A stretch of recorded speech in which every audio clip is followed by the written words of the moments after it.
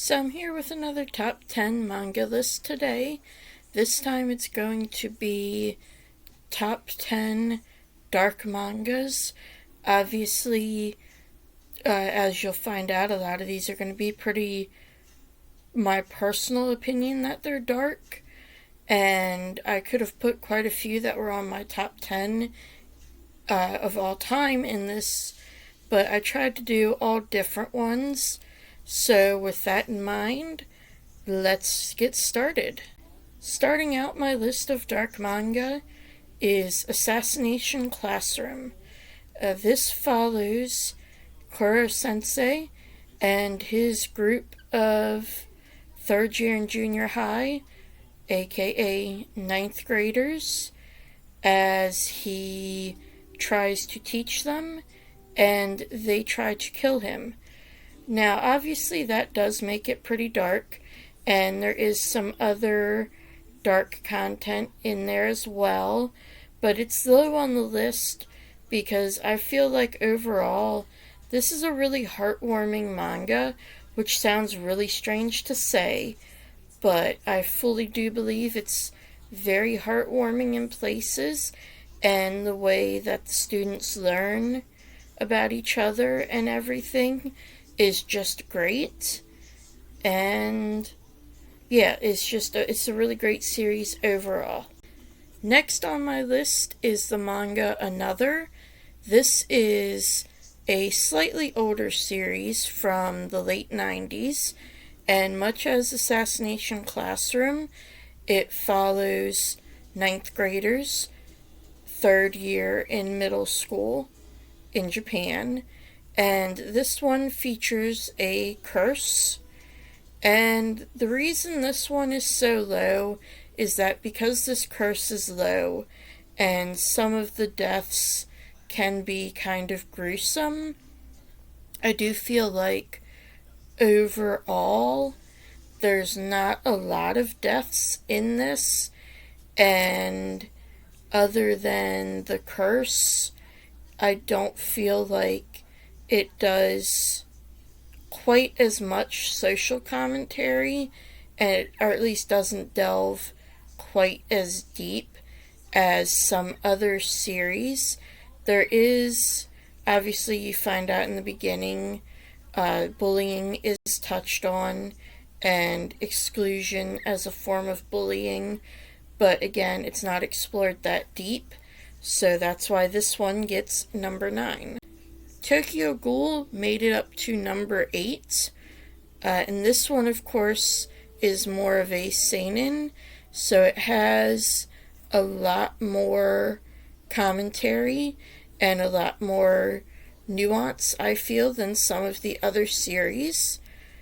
But I did really enjoy this story, and I just thought that Ken Kakeki's moral dilemma when everything happens was quite well done and reverberates quite well with people, and I thought that the differences between the individual ghouls and their preferences was very well done as well. And this one, although it does have a lot of that, I don't consider it quite as dark because a lot of the kind of physical things happen off screen, although there are some that are shown, but I feel like those are just very brief glimpses, and this was mostly psychological. I did really enjoy it though, and I do highly recommend this one. Summertime Rendering made it to number 7 for several reasons. One, a lot of the action is directly shown, which can make it pretty dark, and then the whole premise behind it with the shadows, I think, is kind of a primal fear that a lot of people feel, the fear of being replaced, and I feel like this has that kind of creeping horror, and it also does have some commentary about people being outcasts. And then bonus, it also involves time travel. So this is one that takes a lot of elements and mixes them all together quite well. I do feel like this one can lean a little bit too much into gags at times, which is why it's only here on the list. Soul Liquid Chambers is number 6, and if you know anything at all about this series, you will know why it's dark. It takes place in a zombie apocalypse, and it is not afraid to throw the gore in there, and I feel like the buildup of this world was very bleak, and that raised it up kind of higher. Something that did keep it down, though, is that this girl on the cover is supposed to be 12. The way she is portrayed, I'm not a huge fan of, and there's not a really good explanation for it either. And then the twist that is revealed within this short series about her, I did quite enjoy and thought that added to the darkness in a good way. The other thing that keeps this from going higher is it's only 3 volumes. There's so much more of the world to explore. Number 5 is Dorohedoro, and this actually reminds me a little bit of Soul Liquid Chambers in the fact that there is a lot of violence. Some of it seems to be gratuitous, and some of the female characters are portrayed in a certain way, but I do feel like this one has at least the adult female characters. They're not, 12-year-olds. And at the same time, this is that character's personal style, whereas in Soul Liquid Chambers it didn't feel that way. And then this one has much better world building, and the magic system that we slowly learn about in Dorohedoro is really interesting, and I feel like all the characters are nuanced, and the whole backstory of the wizards is something that's also very dark, and I just feel like this is a very rounded series, and it has a really good balance of everything. Coming in at number 4 is a series I actually did not think I would like when I first had heard about it, but I wound up really enjoying Death Note. And I just thought Death Note had a very interesting premise, which is the whole reason I even was willing to give it a try. And then as I read more and we learned more about Light, Of course, Night would be kind of a better name for him if you know anything at all about this series. And as we meet more characters and learn more of the rules, learn more about what Light is willing to do, and just see the way his mind works, I felt like this was very psychologically horrifying more than anything, very twisty and turny. One minor quibble I did have is that I felt like it was simultaneously had the police be too smart and too dumb.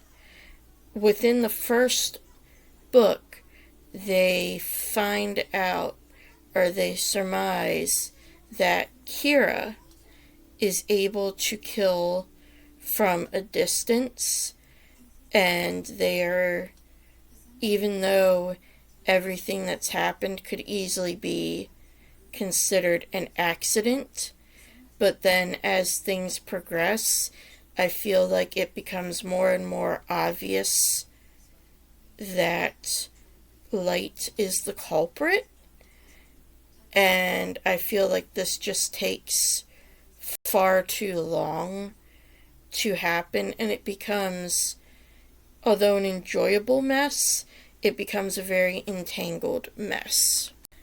We have the original Attack on Titan for number 3, and this is a series that I did not expect to turn out the way it did. It starts out as body horror, turns into a generational horror, into political horror, into just kind of everything. And I really did enjoy this, and following all these different twists, I found it very interesting. The only thing I disliked is I feel like once we got into the second half, the stuff that had happened back in the first half was kind of forgotten and didn't play much of a role. So that's why this is stuck at number 3 instead of being higher. In the number 2 spot is The Promised Neverland. One of the things that makes this so horrifying is the beautiful art style and the beautiful covers that kind of belie the horror that is inherent in this world. And this is one that quite quickly, from the opening pages and from seeing the numbers tattooed on the children's necks, you can feel that there's something wrong. And you have this underlying sense of dread. And then when you have the big reveal in the first volume, you kind of feel like, okay, where can it go from here? And just the building horror through the next few volumes of what's going to happen. This person found out, this person did this. What is this person planning? It builds up the tension quite a lot. And then it has great world building. I feel like once we get out of Grace House, and it has some really interesting commentary about what happens when the victims now have victims in a way. And yeah, this is another good series that I highly recommend. However, I do recommend that you have the whole series before you start it. I read through it in about a week, and it was 20 volumes. And these were kind of dense volumes. There is, for a manga, a lot of exposition, but I feel like this is really worth it, and it's something that you feel compelled to keep reading. And the manga that I have read that I consider darkest is Goodnight Pun Pun.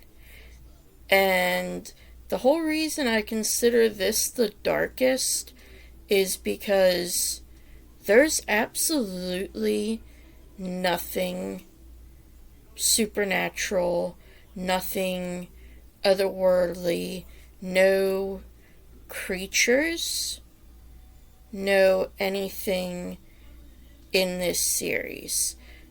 The only thing you have is Pun Pun and his family drawn as birds, and there's nothing horrifying about that brought up in the manga. It's just they're birds. Just like, some people are men, some people are women, some people are this, some people are that, short, tall, whatever. It's just a plain fact. All the horror in this comes from how the characters treat each other. and what life throws at them. And of course, there is some mental illnesses thrown in there as well. And yeah, this was one that I consider very, very dark, just for the way that it's all the characters. This is all character driven. There's nothing outside of the characters that's driving them to do this. Like in some of the other mangas, there's no tools that they're using to do this. Unlike in Death Note, Light has the Death Note that allows him to do this, to do what he does.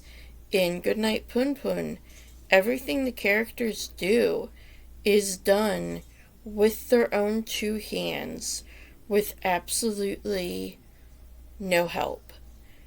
And that is why I consider this the darkest manga that I have read to date. So obviously that's all for my top 10 dark mangas. I hope you enjoyed this video. Let me know down below in the comments if you agree or disagree with any of these. Let me know if you have any other suggestions for dark mangas. I really enjoy the kind of psychologically driven mangas, as you can see by quite a few on this list. And of course, don't forget to subscribe.